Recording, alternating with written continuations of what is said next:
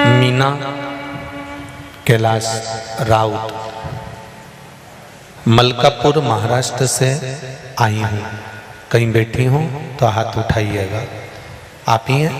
दोनों हाथ हिला दो एक बार। हर हर महादेव। एक बार दोनों हाथ हिलाओ। दोनों हाथ हिला दो एक बार। हर हर महादेव। मीना कैलाश राउत मलकापुर महाराष्ट्र से आई हूँ। मैं क्या वर्णन करूं गुरुदेव। मैं उज्जैन महाकाल बाबा के दर्शन करने 24 जनवरी 2022 को आई। फिर 26 जनवरी 2022 को मेरे बेटे को हार्ट अटैक आ गया। डॉक्टर ने उससे 2 शॉक दिए। 40 मिनट तक जान नहीं थी। डॉक्टर ने यह तक कह दिया था कि घर ले जाओ। पड़ोसी मेरे बेटे के साथ थे। एक दोस्त ने कहा कुछ तो करो, तो डॉक्टर माँ बाप यहाँ नहीं है, उसको 1 साल का छोटा सा बच्चा है, आप कुछ तो करो जिससे इसमें प्राण आ जाए। डॉक्टर ने मना कर दिया, उसे घर लेकर जाओ। जब मैं उज्जैन से मेरे बेटे के पास गई तब डॉक्टर ने बताया कि कोई इसके अंतर्गत क्या हुआ पता नहीं। भगवान शिव की कृपा, उदारता, दया। ये बहन श्री शिवाय नमस्तुभ्यं का जाप करती हुई, शंकर का स्मरण करती हुई जब डॉक्टर के पास पहुंची है तो उस लड़के के प्राण वापस आ चुके थे जो 40 मिनट पहले मर चुका था। जो मर चुका था। बैठो बहन। हर हर महादेव। बैठ जाइए। शिव कृपा। एक पत्र और है।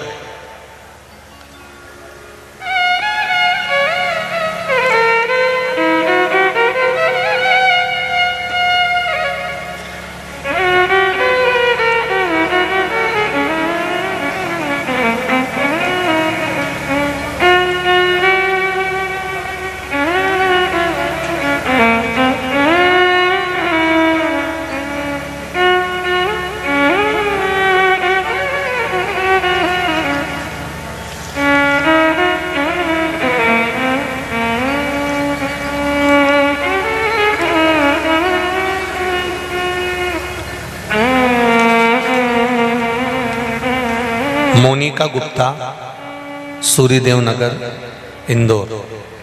230C सूर्यदेव नगर, इंदौर। कहीं बैठी हो तो हाथ हिलाइएगा। आप ही। हर हर महादेव। दोनों हाथ हिला दो एक बार। हर हर महादेव। 2000 से माइग्रेन की बीमारी से परेशान थी। आपने जो उपाय बताया था मैंने वो किया। अष्टमी और अशोक सुंदरी का।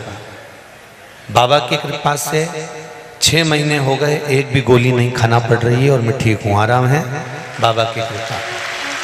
मेरे बेटे को ऐसी एलर्जी हो गई थी, छींकते छींकते नाक में से ब्लड आने लगता था। उसे रोज 1 लोटा जल चढ़ाने का मैंने कहा और उसने 1 लोटा जल चढ़ाना प्रारंभ करा। पानी का आचमन करना प्रारंभ करा। तब बाबा की कृपा से अब उसकी एलर्जी भी पूर्ण तरह से समाप्त हो गई है। मेरी सहेली की मम्मी को ब्रेस्ट कैंसर डॉक्टर ने बता दिया था। रिपोर्ट में भी 3rd स्टेज का कैंसर आया। डॉक्टर ने ऑपरेशन का बोला और ऑपरेशन के लिए ओटी में भी ले गए। ऑपरेशन रूम में ले जाने के बाद डॉक्टर को इधर श्री शिवाय नमस्तुभ्यं का जाप प्रारंभ करा, शंकर को जल चढ़ाया और ऑपरेशन की ओटी में ले जाने पर डॉक्टर ने कहा इसकी 1 जांच और करो। जब 1 जांच और कराई तो डॉक्टर आकर बोलता है इसको कैंसर ही नहीं है। ये शिव कृपा। जो डॉक्टर अंदर ओटी में ले गया कैंसर का ऑपरेशन करने के लिए, वो खुद आकर कहता है कि इसको कैंसर ही नहीं। बैठो बैठो बैठो। श्री शिवाय। तेरी कृपा बिना न हिले एक भी पास तेरी कृपा से तनु तनु हे गंगधार मुक्ति द्वार ओमकार आयो शरण तिहारी शंभु तार बखान क्या करूं मैं राखों के ढेर का चपटी भभूत में खजाना कुबेर का हे गंगधार मुक्ति द्वार ओमकार तू भोले ओमकार तू आयो शरण तिहारी शंभु तार कर तू। हम उसके आश्रित हो जाए, हम उसके बल पर जीना प्रारंभ करें। एक विचार करिएगा, माता के गर्भ से जब जन्म लिया था तब तो हमको मालूम भी नहीं था कि हम अच्छे घर में जन्म लिए हैं। हमको ये भी नहीं मालूम था कि हमको अच्छा पति मिल जाएगा, अच्छी पत्नी मिल जाएगी, अच्छे रिश्तेदार मिल जाएंगे। हमको ये भी नहीं मालूम था कि हमारा पुत्र पुत्री बहू बेटा सब अच्छे मिल जाएंगे। हमको ये भी नहीं मालूम था कि हमारा शरीर अच्छा होगा।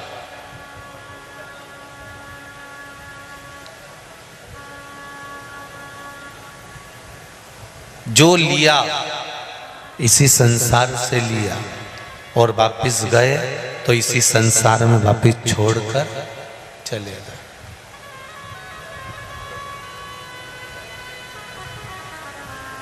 कितने मरे कोरोना महामारी में, कितने ढेर।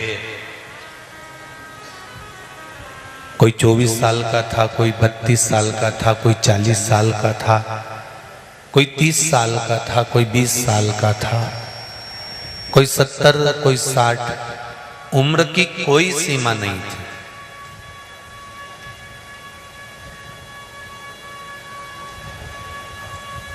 पर कभी विचार करना कि कितना विचित्र संसार मेरे भोलेनाथ ने बनाया है। स्वयं पार्वती जी ने भी भगवान शंकर से कहा है, प्रभु जब किसी के प्राण छूटेंगे उसकी पत्नी हृदय रखकर रोएगी, उसका पुत्र और पुत्री वो भी रोएंगे। तो ये लीला समाप्त करो ना, लोगों को मरना बंद ही करवा दो, सबको अमर ही बना दो। इनको बिलखता हुआ देखकर, इनको रोता हुआ देखकर आपको अच्छा लगता है? शंकर भगवान कहते हैं, पार्वती मैंने जब संसार बनाया, भगवान विष्णु को प्रकट करा, विष्णु ने ब्रह्मा जी को प्रकट करा, ब्रह्मा जी से संसार की रचना करवाई, तब मैंने संपूर्ण संसार को जब बनाया, तब मैंने जब मनुष्य का निर्माण करा, मानव के निर्माण के समय पर मैंने एक उसके कलेजे में, उसके चित्त में, उसकी वृत्ति में, उसके मन में एक चीज उतार दी कि मरने वाला व्यक्ति सब कुछ छोड़कर चले जाएगा।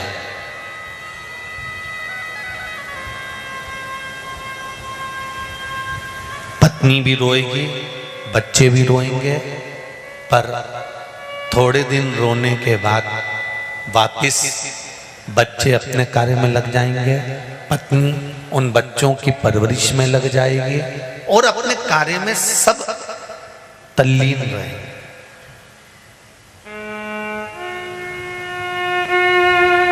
इसीलिए भारत भूमि के संत हमेशा कहते आए हैं, तेरा तेरा दिन याद करे क्यों रे नर सुमिरन क्यों करे। तेरा दिन से ज्यादा कोई याद नहीं करता, ज्यादा से ज्यादा 1 महीने की धूप छोड़ेंगे, तब तक याद करेंगे।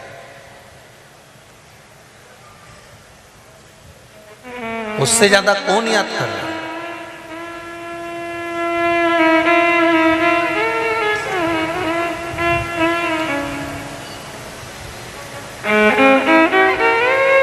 ये दुनिया के लोग कहते कहते मर जाते हैं कि मैं मर जाऊंगा तो सब कुछ खत्म हो जाएगा। कई कई माताएं भी बड़ी छाती ठोक कर कहती है वो तो मैं जिंदा हूं तो घर चल रहा है, जिस दिन मैं मर गई आटे दाल का भाव मालूम पड़ जाएगा तो डोकरियों से निवेदन है आधे घंटे के लिए मरीज जाओ, उसमें कौन सी दिक्कत है?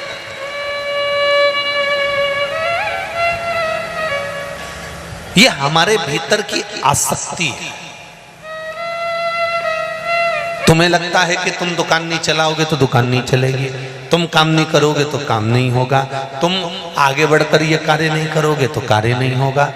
देव अधिदेव महादेव की कथा कहती है, शंकर भगवान का गुणगान कहता है, शिव महापुराण की कथा कहती है, भगवान शंकर का चरित्र कहता है, शिव जी कहते हैं जिससे जो काम करवाना है, कितने समय करवाना है, कितनी घड़ी करवाना है, कितने पल करवाना है, कितनी देर करवाना है, शंकर भगवान कहते हैं मैंने निश्चित कर कर रखा है कि किस व्यक्ति से कौन सा काम करवाना है, किस व्यक्ति से क्या कार्य करवाना है, कौन क्या कर सकता है।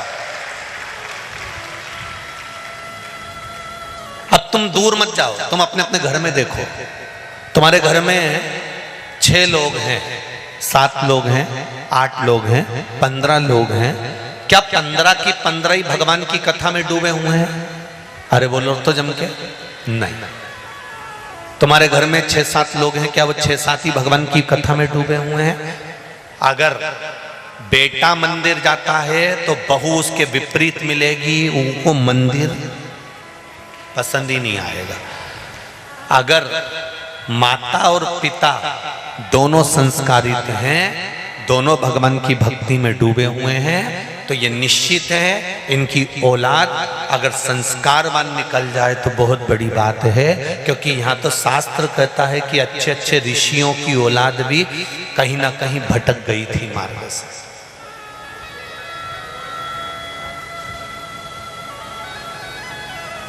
बहुत कठिन है।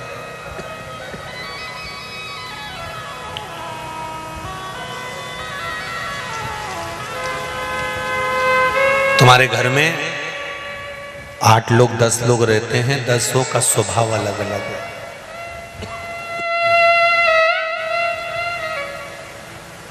दसों का स्वभाव अलग। कोई भगवान का भजन करने वाला है तो कोई, उसे कोई मतलब नहीं, वो अपनी मस्ती में जीता है। उसने तो रोटी खाई, डब्बा खोला, जीरा मन डाला, घी लगाया, अचार लिया, खा खुआ के वो जाए, फिर तो रात के ही आया, उसे पता ही नहीं, उसे कोई मतलब नहीं, जा।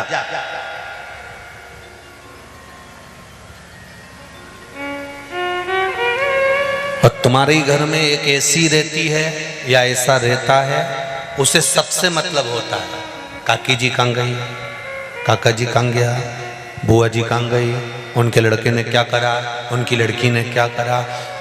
मायके से लेकर ससुराल तक, ससुराल से लेकर मायके तक सबकी स्टोरी अपने को तो बाद में मालूम पड़ेगी, पहले इसको मालूम पड़ जाती है। ये सबके भीतर रहना चाहता है, उसको सब ज्ञात होना चाहिए।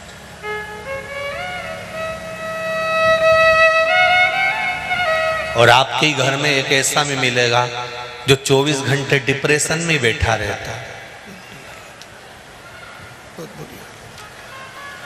जब देखो जब इसका मुंडा मुसद्दी लाल जैसा रहेगा, जब देखो मुंह उतरा रहेगा।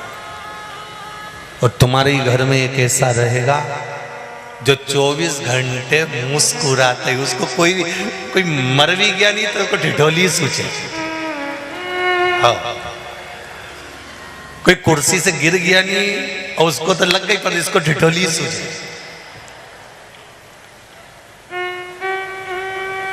रोटी खाने बैठे तो ठिठोली करे और रोए तो ठिठोली करे ऐसे। अब विचार करो, ये परमात्मा ने ये सृष्टि बनाई है, सृष्टि में आपका और हमारा घर बनाया है, परिवार बनाया है। इस परिवार में भी कोई एक जैसे नहीं बनाए, सब अलग अलग बनाए हैं। तो संसार सागर में अगर हम रह रहे हैं, उस संसार सागर में परिवार, कुटुंब, कबीला, ये सब भगवान ने दिया। पर देने के बाद मेरा परमात्मा कहता है कि एक ना एक दिन इसको सब छोड़ देना है और मेरी शरणागति की ओर आना है, जिसको कहते अंतिम यात्रा। कौन सी यात्रा है? अरे जम के तो बोलो, अंतिम यात्रा। चाहे तुम हो चाहे हम हो, सबकी निकलेगी। ऐसा कोई बचने वाला नहीं है जिसकी नहीं निकलेगी। पर शिव महापुराण की कथा कहती है, वो अंतिम यात्रा पर जाने से पहले, अंतिम यात्रा पर पहुंचने से पहले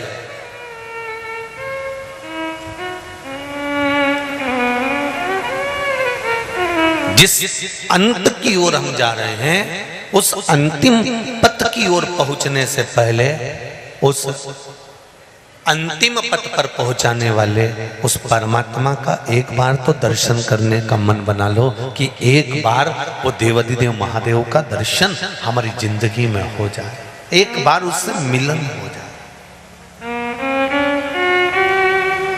केवल एक बार।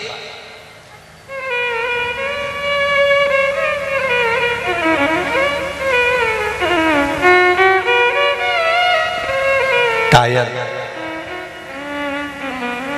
गाड़ी का जो टायर होता है, वो टायर अगर घिस जाता है, खराब हो जाता है, तो किसी दुकान पर उसको लेकर जाते हैं और टायर को वो नया बना देता है कि ये टायर मैंने नया कर दिया है, अब ये गाड़ी को प्रॉब्लम नहीं होगी, ये अच्छी चलेगी।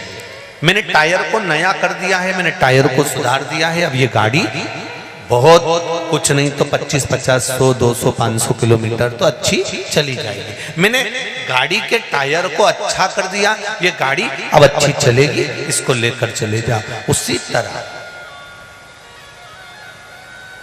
गाड़ी का टायर बेकार हुआ तो दुकान पर ले जाकर उसको सही करवाया और वो बहुत कोसों दूर चली गई, बहुत किलोमीटर चली। उसी तरह जब ये मन का टायर अगर बेकार हो जाए, इसमें आसक्ति, इसमें लोभ, इसमें वासना, इसमें तृष्णा, इसमें झूठ प्रपंच समा जाए,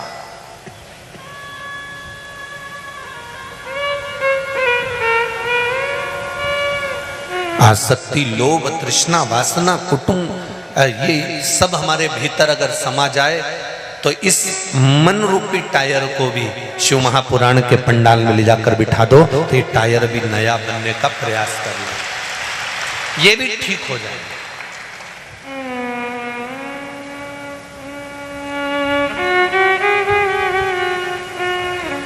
माता सती दक्ष प्रजापति ने देवी की आराधना कर कर भगवान से निवेदन करा, माँ जगतजननी से निवेदन करा कि मेरे घर में एक बेटी का और जन्म हो जाए।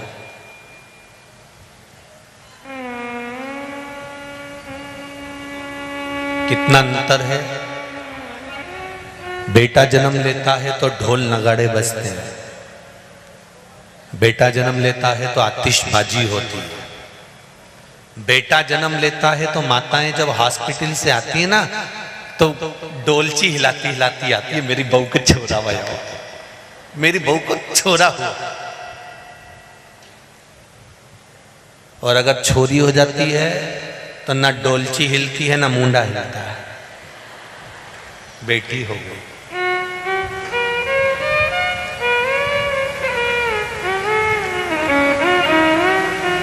दक्ष प्रजापति ने माता भवानी की आराधना करी और आराधना कर कर वर क्या मांगा, शायद ही संसार का कोई व्यक्ति दक्ष प्रजापति जैसा वर मांगेगा।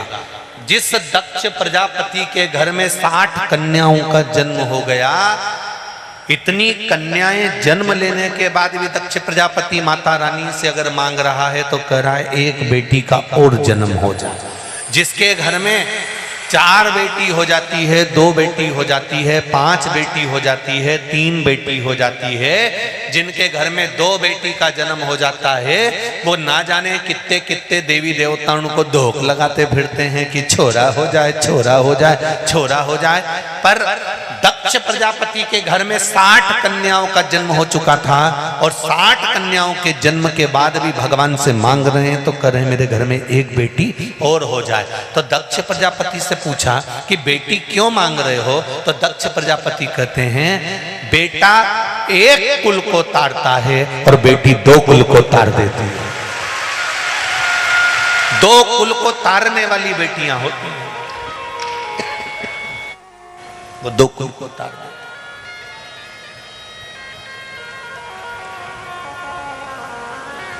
और सुन लो इंदौर वालों, जीजी और जीजा, जगदम्बा और भेरू, सब अच्छे से सुन लेना। बेटा एक बार अपने माँ बाप को दुखी देख सकता है, पर बेटी कभी जिंदगी में अपने माँ बाप को दुखी नहीं देख सकती।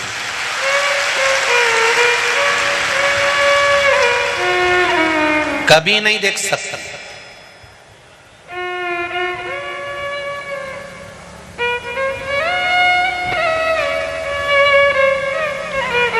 और मेरा बेटियों से हमेशा निवेदन रहा है, तुम्हारे माँ बाप ने तुम्हें पालने में, बड़ा करने में, तुम्हारी परवरिश में कोई कमी नहीं छोड़ी। तुमने कहा पापा जीन्स पहनूंगी, पहन बेटा। पापा टी शर्ट पहनूंगी, पहन बेटा। पापा इस कॉलेज में पढ़ूंगी, पढ़ बेटा। माँ बाप ने अपनी बेटी की परवरिश में कोई कमी नहीं छोड़ी। एक बार बेटे को पढ़ने में माँ बाप रोक देते हैं, बेटे को भेजने में रोक देते हैं, पर बेटी को पढ़ाने में, बढ़ाने में माँ बाप कभी नहीं रोकते।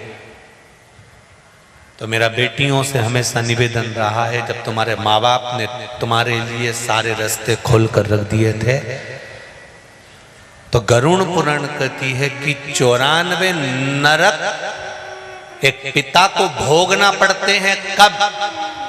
जब उसके घर में बेटी का जन्म होता है और वो बेटी का कन्यादान नहीं कर पाता, तो बाप को 94 तरह का नरक भोगना पड़ता है।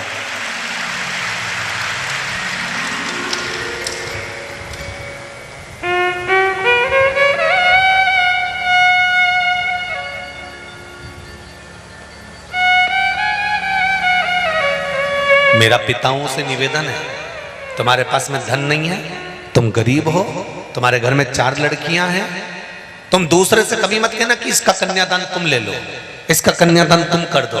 मामा जी कन्यादान करेंगे, मौसी कन्यादान करेगी, वो कन्यादान नहीं। नहीं, कितना गरीब से गरीब बाप हो तो भी बेटी का कन्यादान बाप को ही करना चाहिए, चाहे 5 बेटी 6 बेटी के।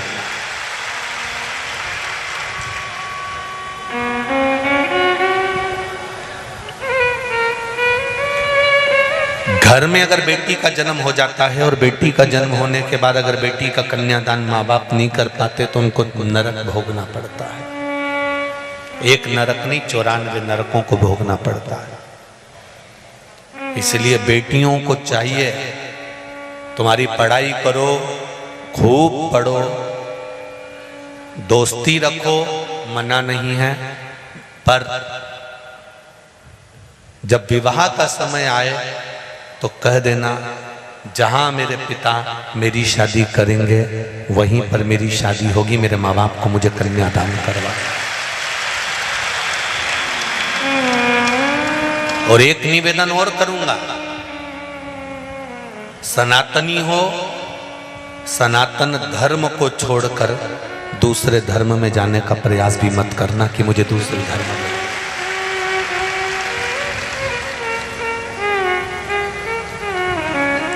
तुम में से कोई व्यक्ति ऐसा है जिसको झूठन खाने का पसंद आती हो? झूठन किसी को पसंद नहीं आता।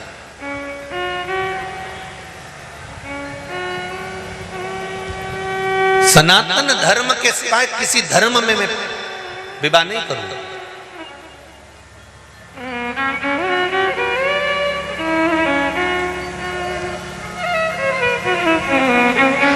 सनातन धर्म को छोड़कर मैं किसी दूसरे धर्म में नहीं जाऊंगा। हम क्यों जाए? किस लिए हम प्रवेश करें?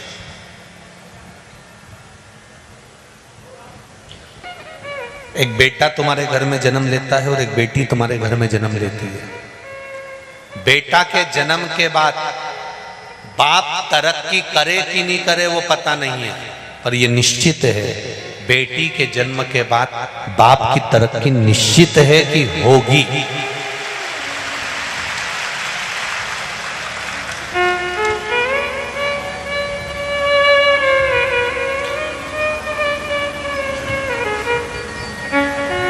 निश्चित। एक तेलुगु के एक मिनिस्टर से मिलना हुआ था हैदराबाद कथा के समय पर। तो उन्होंने पूछा, गुरुजी पहले मैं कुछ भी नहीं था,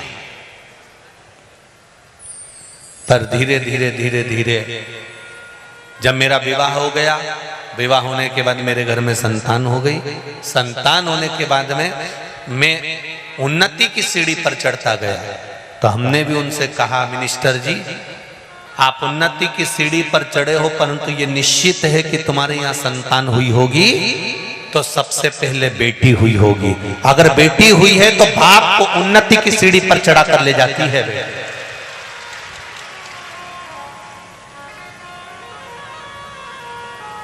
घर में बेटी का जन्म साधारण नहीं माना गया है। बेटी का जन्म, भले बेटी जन्म लेती है तो लोगों का मुंह उतर जाता है कि बेटी हो गई, पर आज के समय में ये बेटों का वो कहते हैं ना,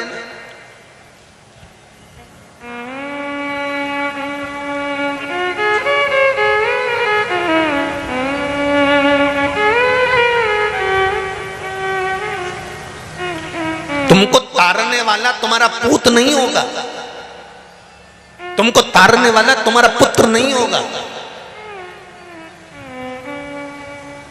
संसार के लोगों को कभी पुत्र तारता नहीं है, संसार के लोगों को हमेशा पुण्य ही तारता है। उसके द्वारा किया गया पुण्य, सत्कर्म, भजन, कीर्तन, स्मरण, मंत्र जाप, जो दान करा, जो पुण्य करा, जो भजन करा, जो कीर्तन करा, ये हमको तारता है, पुत्र नहीं तारता।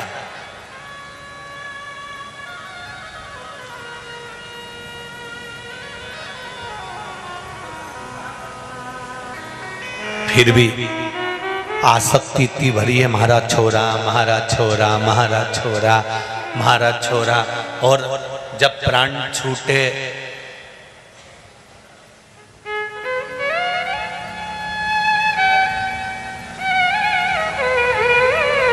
छोरा और छोरा की बहू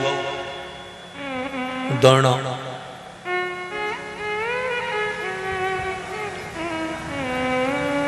बहू बोली अम्मा मरी गई। हाँ, अंतिम संस्कार तो कल होगा क्योंकि रात हो गई है, तो अब क्या करो, रो ले, थोड़ा रोए रोए। छोरा ने तुरंत अपने दोस्तों को फोन लगाया, थारी भाभी का ब्लड प्रेशर और शुगर ऊंचा नीचा हो जाएगा, अम्मा मरी गई है, तो आए तो नाथूराम के यहाँ का 2 समोसा और पोया लिया, वो खा लेगा। और छोरा रोता रोता, सारा गांव का लोग आ गया सुबेरे सुबेरे, और छोरा रोता रोता आगे गया, अम्मा से गले मिलके रो रहा था, अम्मा तो मर गई थी। इन्हें धीरे से अपनी जगदम्बा के कोनी मार के निपट लिया, और जब धीरे से रोती रोती अल्लाती अल्लाती अंदर गई, समोसा और पोया खा के फिर ही गई बैठी। फिर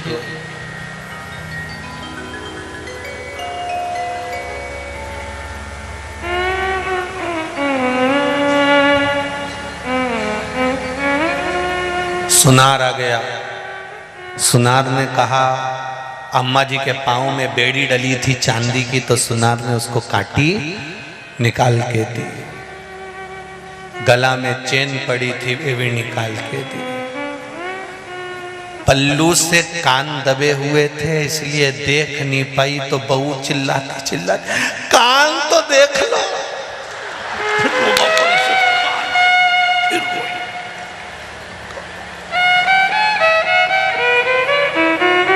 अब कान में से निकाल लिया, पर ध्यान नहीं दिया, बाल में छुप गई थी सोने की मुर्गी। तो बहू गले मिलने गई जब अम्मा से, तो सिर पे पल्लू डाल के जोर हुई, तो दांत से कतर ली मुर्गी।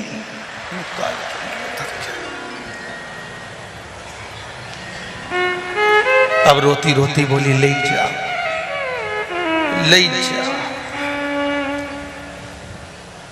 और ये हंसने की बात नहीं है, तुम्हारी और हमारी कथा है।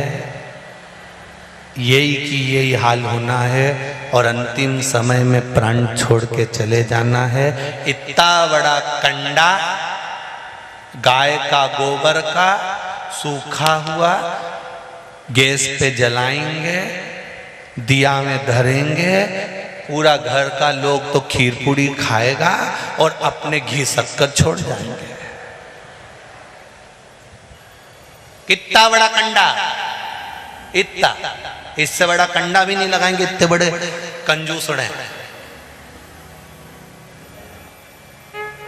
इनके बराबर दुनिया में कोई कंजूस मिलेगा? शमशान में आग लगाने का समय आता है तब भी कह देते हैं, कई समझदार खड़े रहते हैं, 2 कुंटल तो बहुत है, 2 कुंटल में तो हिट जाएगा। और वो बेचारा जो जलाने वाला वो कह रहा है कम से कम 2.5 कुंटल तो लो रे। नहीं, हमने तो कई जला दिया, 2 कुंटल में हिट जाएगा। कौन याद करेगा? कोई नहीं, कोई किसी को याद नहीं करता। शिव पुराण की कथा कहती है, इस मृत्यु लोक में आने के बाद जो तुम भजन कर रहे हो, शंकर भगवान पर 1 लोटा जल चढ़ा रहे हो, 1 चावल का दाना, 1 बेलपत्र शिव को चढ़ा रहे हो, बस ये जो तुमने करा, पुत्र तुम्हारे साथ हम नहीं देगा, पूत तुमको नहीं तारेगा, पर तुम्हारे द्वारा किया गया जो पुण्य है वो तुम्हें पार लगा देगा, अंत बिंदु तक तुम्हारा पुण्य तुम्हारे साथ।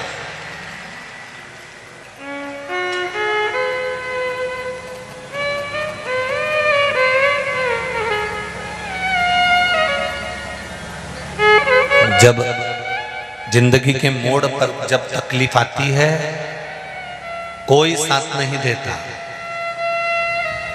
साथ देने वाला केवल एक ही होता है, वो है देव अधिदेव महा। जब जीवन में दुख आया, तकलीफ आई, कष्ट आया, बीमारी आई, रोग आया, तकलीफें जब इकट्ठी हो गई, तब तुम कहीं सारी दुनिया में होकर आ गए, तब अंत बिंदु में उसके पास जाना वो निभाएगा। सती मैया का जन्म हो, दक्ष प्रजापति ने माता जी से मांगा कि मेरे घर में एक बेटी का और जन्म हो जाए, अगर बेटी हो गई तो अच्छा होगा। तो माँ खिलखिलाकर हंसकर बोली, रे दक्ष प्रजापति, इतनी बेटियां, 60 कन्या के जन्म के बाद तो लोग लड़का मांगते हैं, छोरा मांगते हैं, और तू बेटी मांग रहा है। दक्ष प्रजापति कहता है, बेटा नहीं चाहिए, मुझे बेटी दे दो। क्यों? बेटी बाप के दुख को जानती है, बेटी बाप के दुख को जानती है।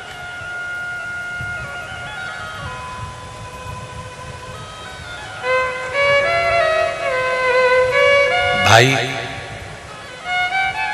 बेटी जब तक कुंवारी रहती है ना, अपने पिता की थाली में साथ बैठकर अगर भोजन करती है तो उस बाप की कभी अकाल मौत नहीं होती। बेटी अगर पिता के साथ में बैठकर भोजन कर रही है, वो कोई कुंवारी है जब तक, शादी हो गई उसके बाद का नहीं, क्योंकि गोत्र बदल जाता है। विवाह के पहले तो पिता का गोत्र बेटी का रहता है, तो पिता के साथ में बैठकर अगर भोजन कर रही है तो अकाल मृत्यु का हरण कर लेती है बेटी।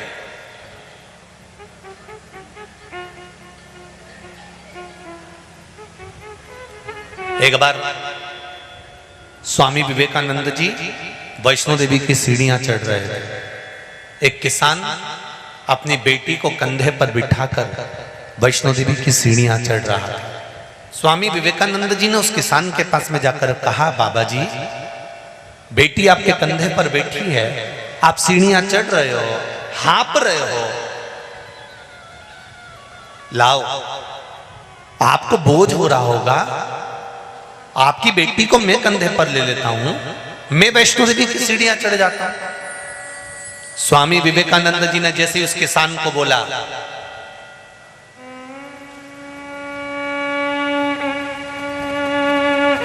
तो किसान ने स्वामी विवेकानंद जी को उत्तर दिया, सुनो स्वामी जी, बेटी बाप के कंधे पर बोझ कभी नहीं होती। जो बेटी बाप के कंधे पर बोझ होती है फिर वो ना तो बाप होता है ना वो बेटी होती है। बेटी बाप के कंधे के बोझ को हल्का कर दे वो बेटी होती है। स्वामी जी, मेरे कंधे पर अगर बेटी बैठी हुई है तो ये मुझे बोझ नहीं लग रही है, ये तो मेरे बोझ को हल्का कर रही है। बात करते करते करते करते करते करते हम मंजिल तक पहुंच जाएंगे। जब बेटियां मायके में आती है ना शादी के बाद, इतनी बात करती है कि रात कब निकल जाती है। डोकरी माँ तो तुरंत बहुओं को भी बुरा लगता है कि जीजी आई और मम्मी ने तो इतनी बात करी है, तो तुरंत बहुएं भी कह देती हैं अपने अपने पतियों से, देख लो, तुम देख लो, हमसे तो कभी डोकरी दो बात नहीं करे और उसकी बेटी आएंगी तो रात रात भर बात कर, तुम देखो।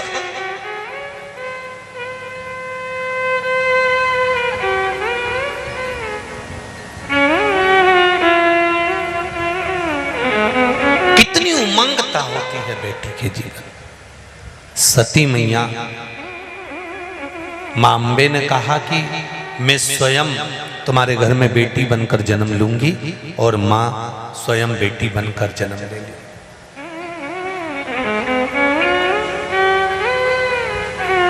साधारण नहीं होती बेटी। सती मैया ने जन्म लिया। माता प्रसूति के गर्भ से सती जन्मी है।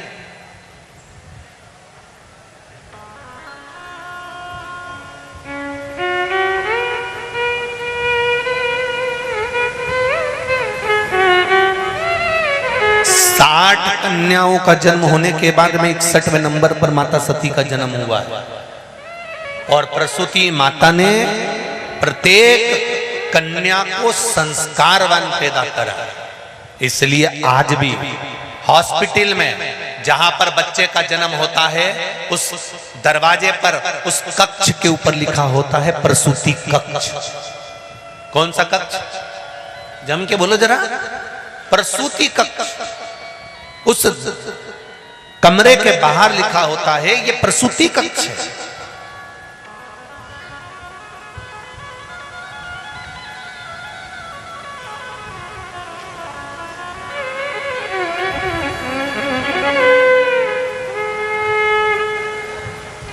ये कोई दूसरा कक्ष नहीं है। माता प्रसूति के गर्भ से जितने बच्चों ने जन्म लिया वो संस्कारित हुए थे। इसलिए माता प्रसूति का नाम आज भी हॉस्पिटल में जहां बच्चों का जन्म होता है उस कमरे के बाहर लिख दिया जाता है प्रसूति कक्ष, कि यहां जितने बच्चे जन्म ले वो संस्कारित होना चाहिए। जितने बच्चों का जन्म हो वो संस्कारवान। सती मैया का जन्म हो गया। पतिव्रता धर्म का पालन करने वाली, पति को परमेश्वर मानने वाली, पति के चरणों का रसास्वादन ग्रहण करने वाली माता सती थी।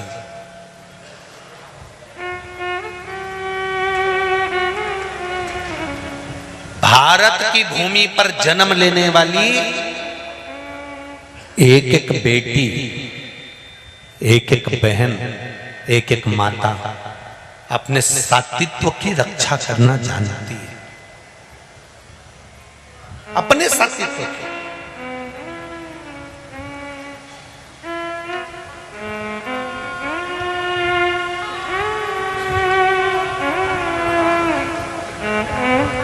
अब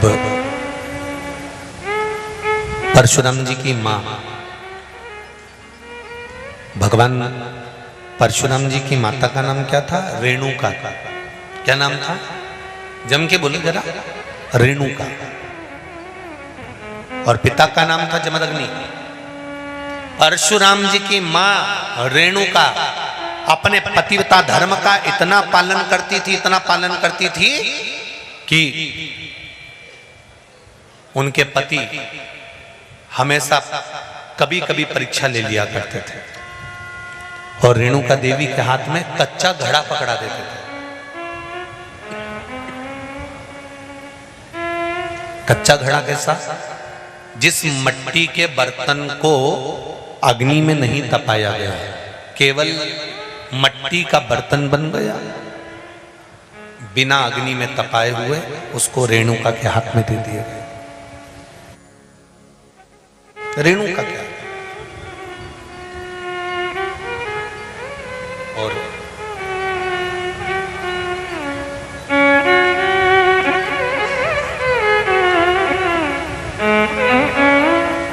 परशुराम जी की माता रेणुका देवी के हाथ में कच्चा घड़ा दिया गया और कच्चा घड़ा देकर कहा, जाओ पानी भर कर लिया।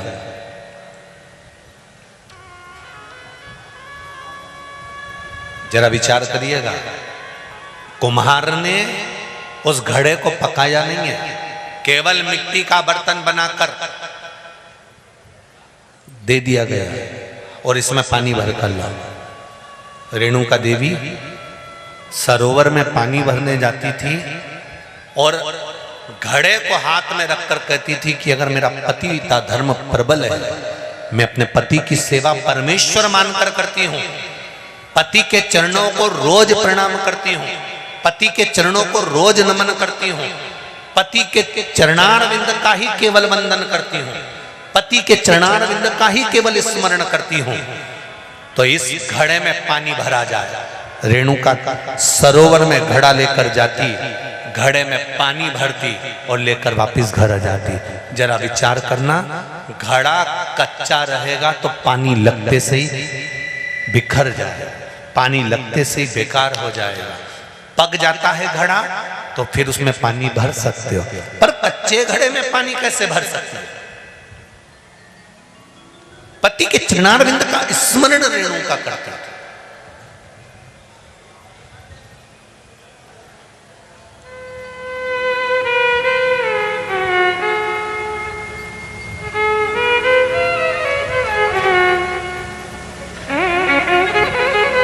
पहले थोड़ा सा आप लोगों को बुरा लग सकता है, लग जाए तो लग जाए, उसमें कोई टेंशन मेंशन नहीं हो।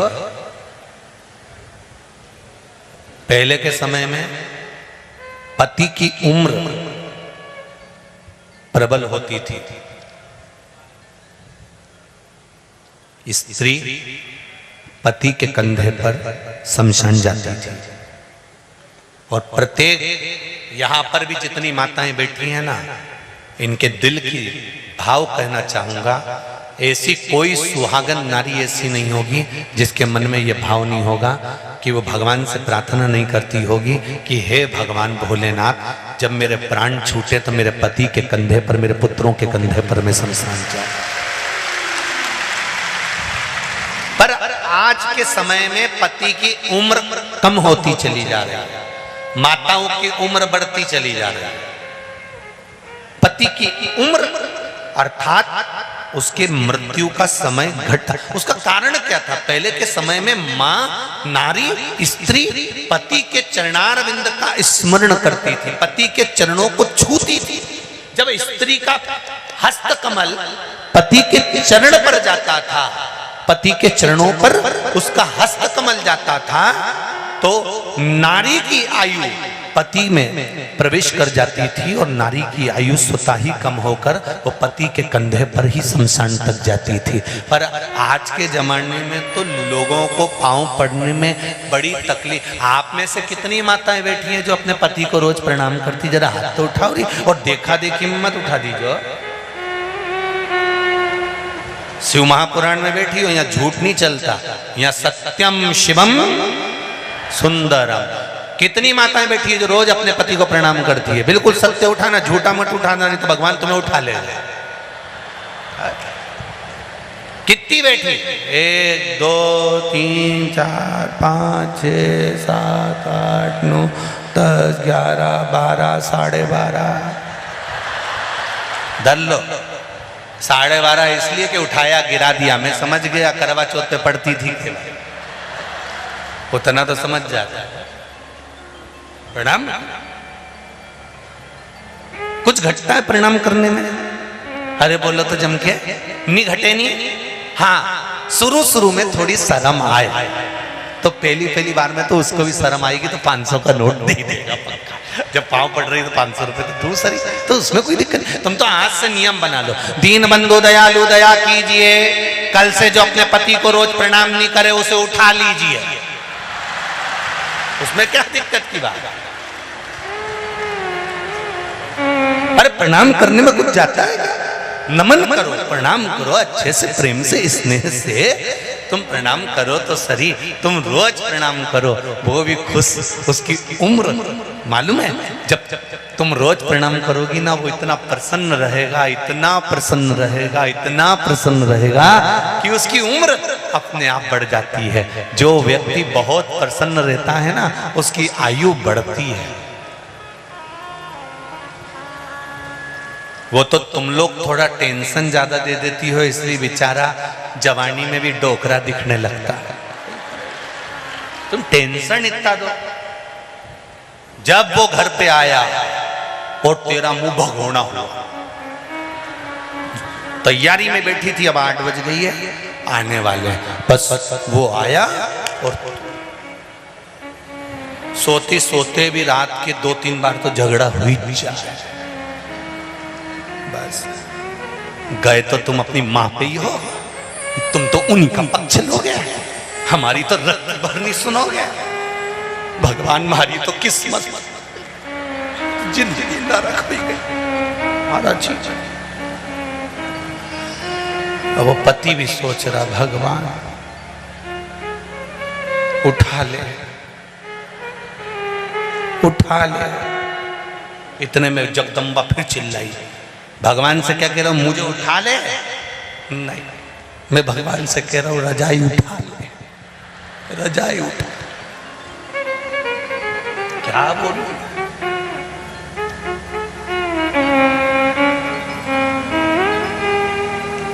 प्रसन्नता होना चाहिए। छोटा सा जीवन है, बहुत छोटा सा है, इसको जितनी प्रसन्नता से जियोगे उतनी जिंदगी में आनंद की अनुभूति होगी। रोकर नहीं। फिर वही वाली बात आ गई, आग लगे बस्ती में, अरे जम के तो बोलो, अपन रहे हो मस्ती में, क्या किसको रोइए चादर तान के सोइए। अपने को मतलब ही नहीं होना चाहिए कि क्या हो रहा है। तुम तो कोई कुछ भी बोले, तुम तो चकाचक खाओ पियो मौज करो, अपनी जिंदगी का फुल एंजॉय।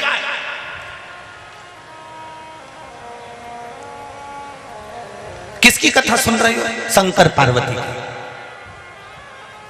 33 कोटि देवी देवताओं में कोई एक देवता का नाम बता दो जो अपनी पत्नी के साथ रोज घूमने जाते हो। बताओ बताओ जरा, 33 कोटि देवता में कोई एक देवता का नाम बता दो जो अपनी पत्नी के साथ रोज घूमने जाते हो। केवल 33 कोटि देवी देवता में एक देवता है, वो है देव अधिदेव महादेव, जो शाम होती है प्रदोष काल में अपनी धर्म पत्नी को नंदी पर बिठाते हैं और घूमने के लिए निकल जाते हैं।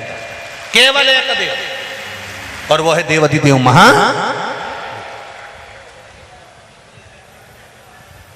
इनको देख देख के लक्ष्मी जी का भी हृदय थोड़ा सा, लक्ष्मी जी कई बार भगवान विष्णु से बोलती है, तुम तो हमें कहीं लेके ही नहीं जाते। भगवान बोले, ले जाऊंगा, कथा होन दे सियोर वाला महाराज की, वही ले जाऊंगा, तुम तो हमें कहीं लेके नहीं जाते।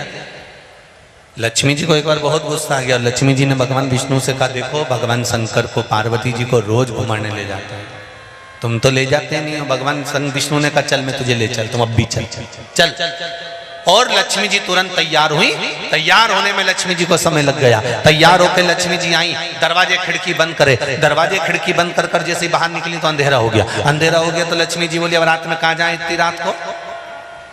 तो भगवान बोले फिर कल चलेंगे। इतने में लक्ष्मी जी बोली कि भगवान शंकर पार्वती जी को आवाज लगाते हैं कि पार्वती चल, और पार्वती पूरा दरवाजा खुला छोड़ के न खिड़की लगाए न दरवाजा लगाए न सामान बटोरे न तैयार होए, वो तो बस नंदी पे चढ़ी और पति के साथ घूमने चल देती है। तो भगवान विष्णु ने कहा उनको दरवाजे लगाने की जरूरत क्या है, उनके यहाँ कोई सामान होए तो दरवाजा लगाए, अब उनके यहाँ कुछ होए तो दरवाजा, तो क्यों दरवाजा नहीं लगाते? शंकर भगवान विष्णु ने कहा शंकर जी को दरवाजा लगाने की जरूरत ही नहीं पड़ती, तो थोड़ा बहुत तो सामान होगा। इतने में तुरंत भगवान विष्णु ने कहा जो थोड़ा वो सामान रहता भी है तो शंकर भगवान जाते जाते अपने गले में से बब्बा को छोड़ के चले जाते हैं कि किसी काका जी में दबो तो घुस के बता जा घुस।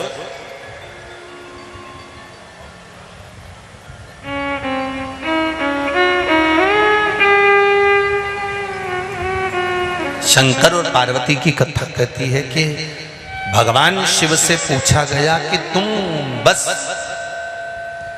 आवाज लगाई और पार्वती आपके साथ उठकर चल दी। भगवान शिव कहते हैं ये पार्वती से सीख लो कि आवाज लगाई और पार्वती नंदी पर बैठकर चल दी। शिव कथा कहती है एक दिन ऐसी ही अंतिम आवाज सबकी लगना है, सब छोड़ देना है, घर परिवार कुटुंब कबीला और चले जाना है, फिर कोई वापस प्राप्त नहीं, सब छोड़।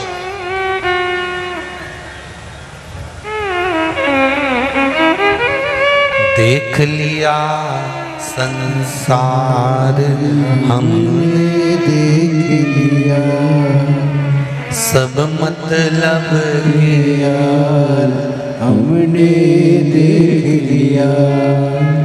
झूठे नाते झूठे रिश्ते, झूठे नाते झूठे से झूठा है संसार हमने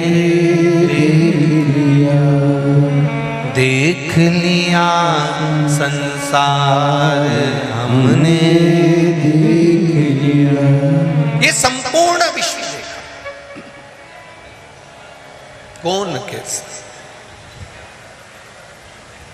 महाराज।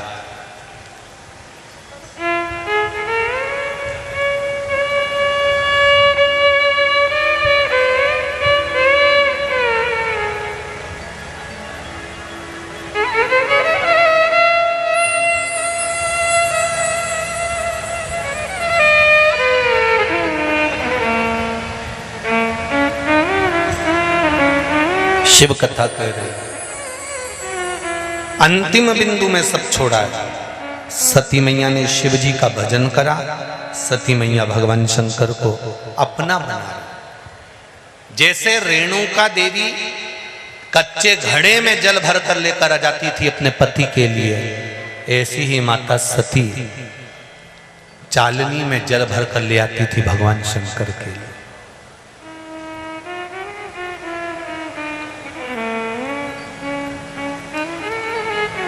श्रावण शिव महापुराण की कथा चल रही है। सहस्त्र धारा अभिषेक भगवान शंकर का या राम जी का या कृष्ण भगवान का या देवी देवता का जो होता है, शिव महापुराण की कथा कहती है ये सहस्त्र धारा अभिषेक का जो महत्व है ये माता सती ने भगवान शंकर के लिए किया था। किसने किया था? माता सती।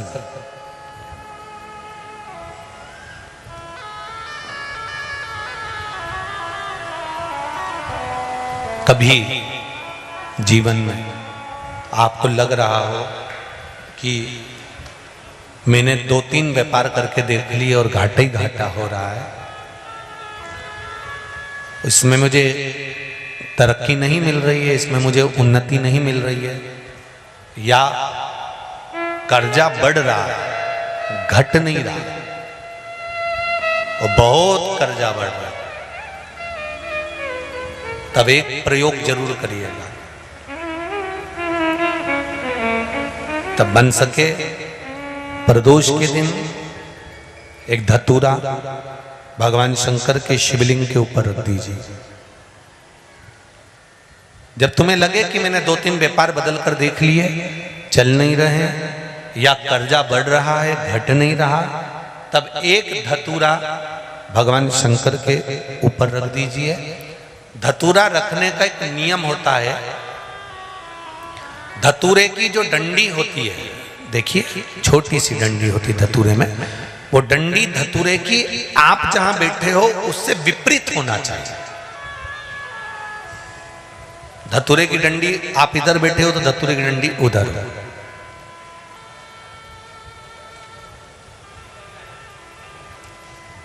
अपने को लग रहा है कि व्यापार मैंने बदल लिया, 2 बार 4 बार 6 बार व्यापार बदल के देख लिया और कर्जा बढ़ रहा है, पर व्यापार भी नहीं चल रहा।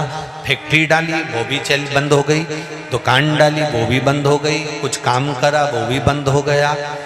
जहाँ संबंध के लिए जाते हैं संबंध नहीं होता है, बेटा बेटी बड़े हो गए उनका कहीं जम नहीं रहा, बहुत प्रयास करके देख लिया पर हो नहीं रहा। तो प्रदोष के दिन धतूरे को रखिए, पर डंडी विपरीत दिशा की ओर हो, और 1 लोटा जल धीरे धीरे उसी धतूरे के ऊपर आप चढ़ाना प्रारंभ कर दीजिए जो शिवलिंग के ऊपर रखा हुआ।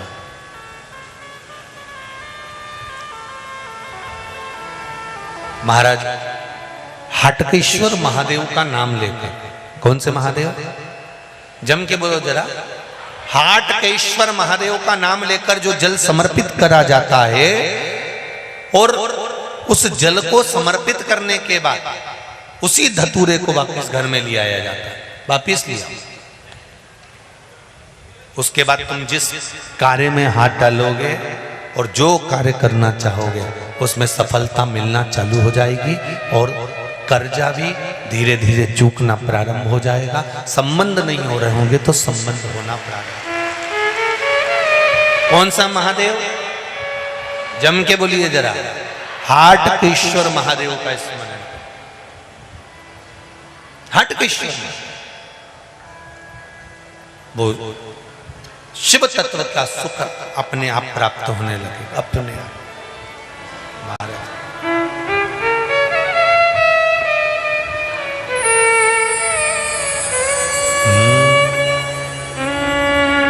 मैं तो तेरा एक दीदार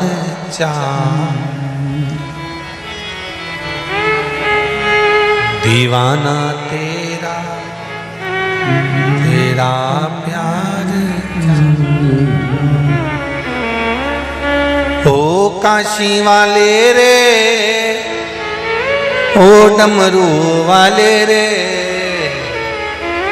ओ काशी वाले रे, ओ डमरू वाले रे, मेरा दिल तुझ पे कुर्बा, ओ काशी वाले रे, ओ मेरा दिल तुझ पे कुर्बा, ओ काशी वाले रे, मेरा दिल तुझ पे कुर्बा, ओ काशी वाले रे, मेरा दिल तुझ पे कुर्बा, ओ काशी वाले रे, मेरा दिल तुझ पे कुर्बा, ओ डमरू वाले रे, मेरा दिल तुझ पे कुर्बा, ओ डमरू वाले रे, ओ डमरू वाले रे, ओ काशी वाले रे, ओ डमरू वाले रे, ओ काशी वाले रे, डमरू वाले रे, ओ काशी वाले रे, ओ डमरू वाले रे, ओ काशी वाले रे, अब तो हो जा मेहरबा, ओ काशी वाले रे, अब तो हो जा मेहरबा, ओ काशी वाले रे, अब तो हो जा मेहरबा, ओ डमरू वाले रे, अब तो हो जा मेहरबा, ओ डमरू वाले रे,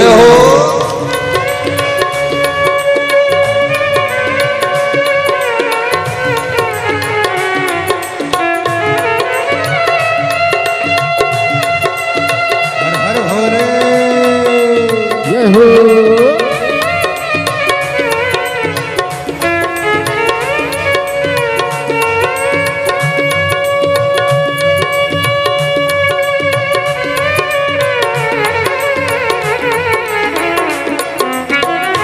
हर हर महादेव।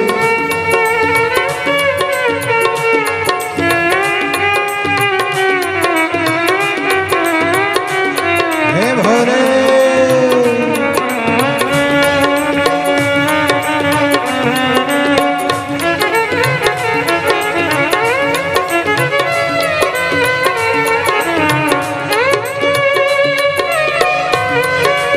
जय हो। हे भोले।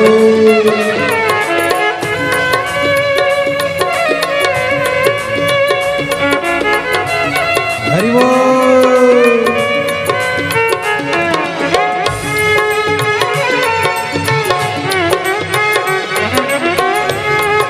हर हर भोले।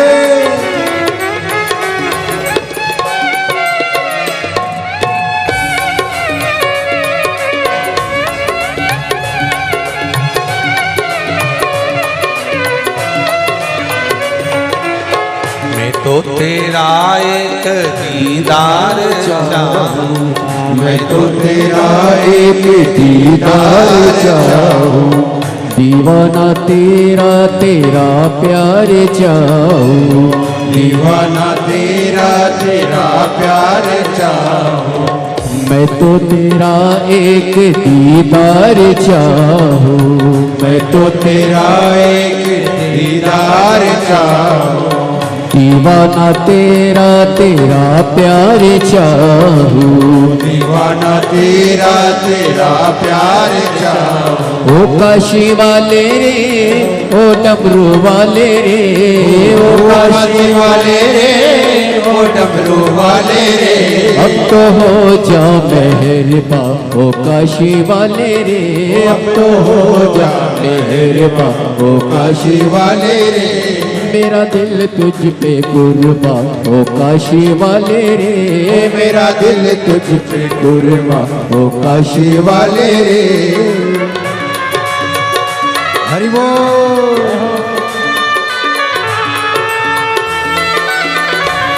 शंकर भगवान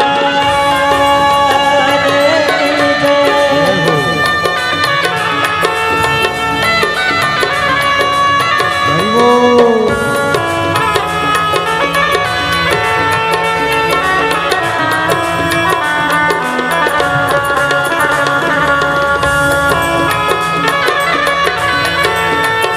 जय हो।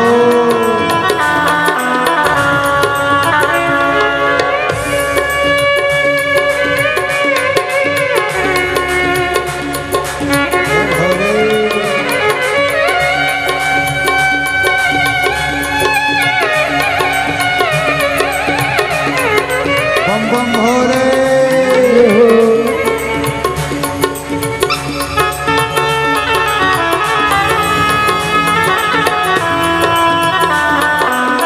हर हर महादेव। जय हो।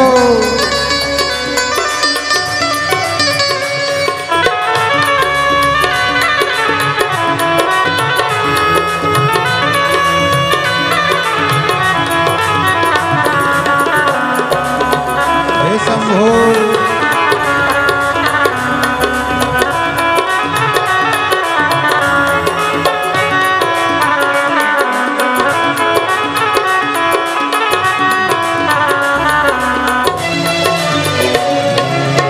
देखी है जब से ये तस्वीर तेरी, देखी है जब से ये तस्वीर तेरी।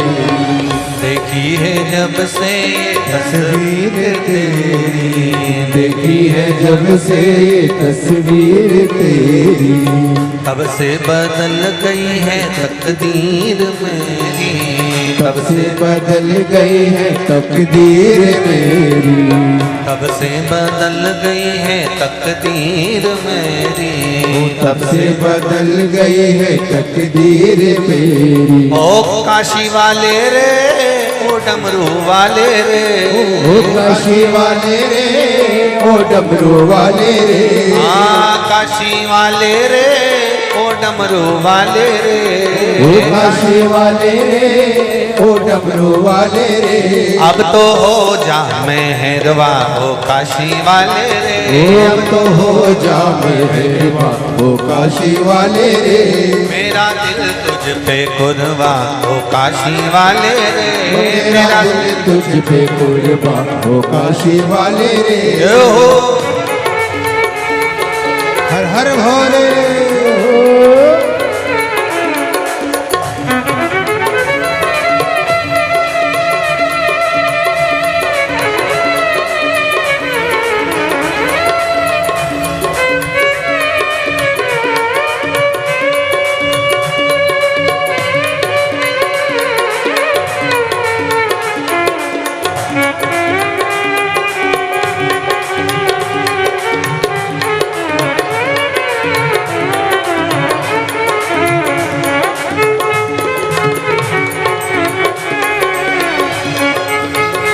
जय हो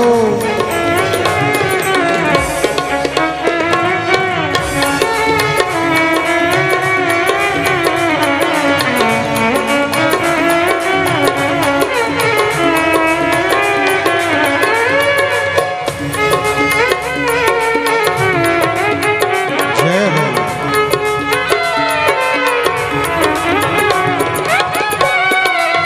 हे भोले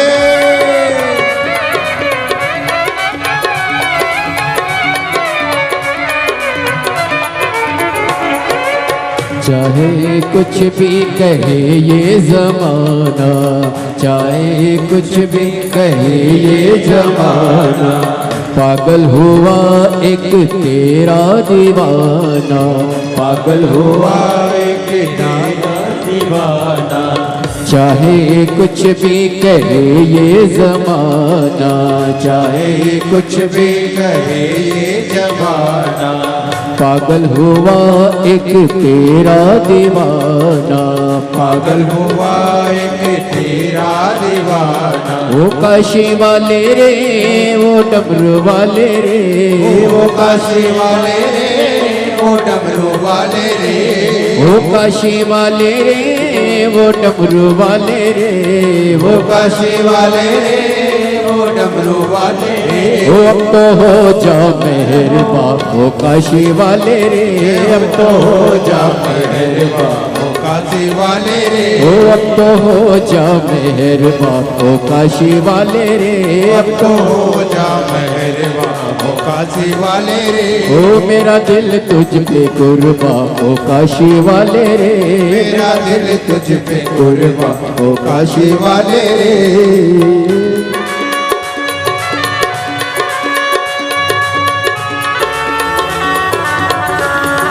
बोले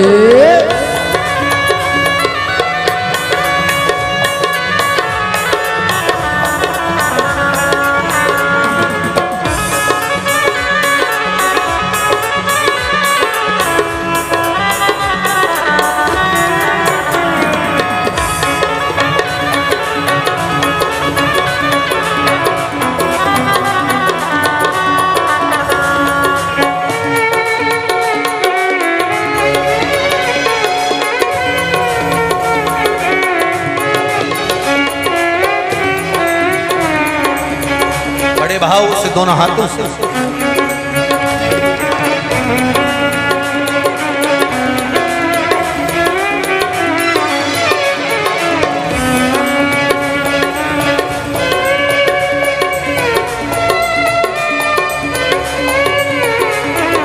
काशी वाले रे ओ डमरू वाले रे, काशी वाले रे ओ डमरू वाले रे, काशी वाले रे ओ डमरू वाले रे, काशी वाले रे ओ डमरू वाले रे। अब तो हो जा मेहरवा ओ काशी वाले रे, अब तो हो जा मेहरबा ओ काशी वाले रे, अब तो हो जा मेहरबा ओ काशी वाले रे, अब तो हो जा मेहरबा ओ काशी वाले रे। मेरा दिल तुझ पे कुर्बान कुर्बाओ काशी वाले रे ओ मेरा दिल तुझ पे कुर्बान काशी वाले रे मेरा दिल तुझ पे कुर्बाओ काशी वाले रे ओ मेरा दिल तुझ पे कुर्बान काशी वाले रे हर हर महादेव है। भगवान शिव की कथा कहती है जीवन का सुख उसके चरणारविंद में है।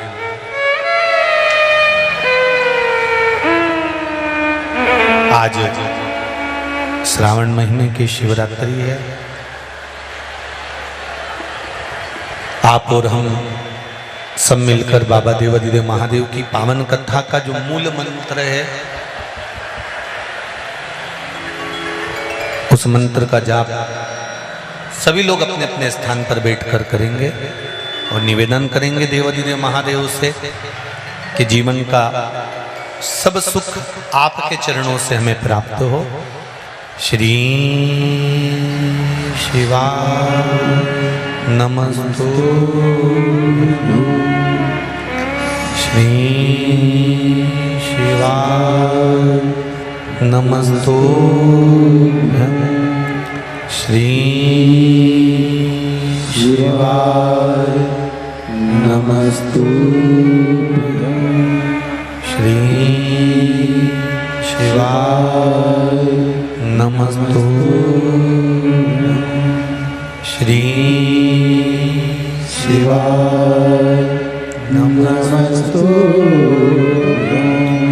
भोला सब दुख काटो